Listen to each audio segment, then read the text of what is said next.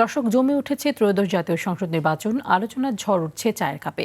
সেই তর্ক বিতর্ক, আলোচনা সমালোচনা তুলে আনতেই আমাদের এবারের আয়োজন হ্যাপি কাউ প্রেজেন্টস চায়ের আড্ডায় নির্বাচন।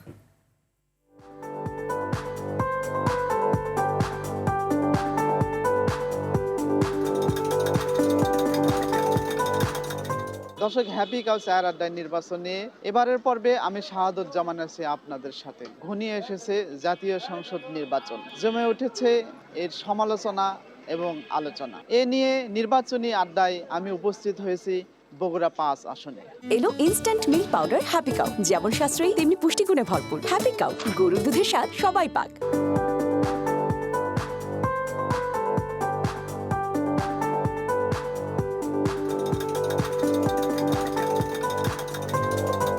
বিগত সরকার যখন নির্বাচন হয়েছে দিনে ভোট রাখতে হয়েছে এবং সুষ্ঠুভাবে নির্বাচন হয় নাই।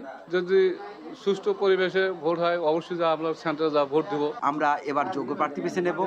আমরা আশা করব যারা জনগণের ভোটে নির্বাচিত হয়ে ক্ষমতায় আসবেন তারা ক্ষমতাকে নিজের মনে করবেন না। যমুনা নদীর ভাঙ্গন রোধ, নদী শাসন ব্যবস্থা, পাশাপাশি ধুনট উপজেলার অন্যান্য যে নদীগুলো রয়েছে এই নদীগুলো মৃতপ্রায়।